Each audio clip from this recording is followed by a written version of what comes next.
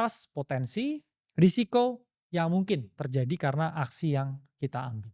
Selanjutnya gimana cara kita lepas dari ilusi kontrol dan kita bisa membangun kekayaan yang lebih abadi, kehidupan yang lebih oke? Pertama adalah sadari, seberapa sih ya pengaruh diri kamu. Circle of control kamu itu seberapa gede. Ya kalau kamu punya negara, ya kamu bisa ngontrol ya aparat-aparatnya. Tapi kalau kamu hanya orang biasa, ya mungkin ya kepala rumah tangga, ya kontrolmu hanya di sekitar rumah tanggamu.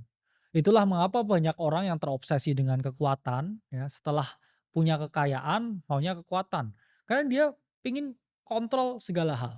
Tapi tiba-tiba nih setelah 5 tahun dia udah nggak menjabat lagi, kontrolnya kan juga pasti berkurang, kontrolnya menurun. Akhirnya apa, dia memperoleh yang namanya post power syndrome, merasa bahwa dia punya kontrol dan akhirnya dia udah kehilangan itu semua. Karena ya jabatan semua itu kan juga nggak ada yang abadi, kekuasaan pun juga tidak ada yang abadi.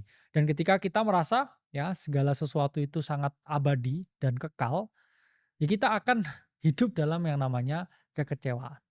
Jadi teman-teman harus paham ya, batas dan juga pengaruh diri itu seberapa gede, dan ketika kita tahu ya batasan, kita akan tahu aturan, dan ketika kita tahu aturan, kita terhindar dari potensi kekecewaan karena memang hanya satu ya dari kita sendiri yang hanya bisa kita kontrol.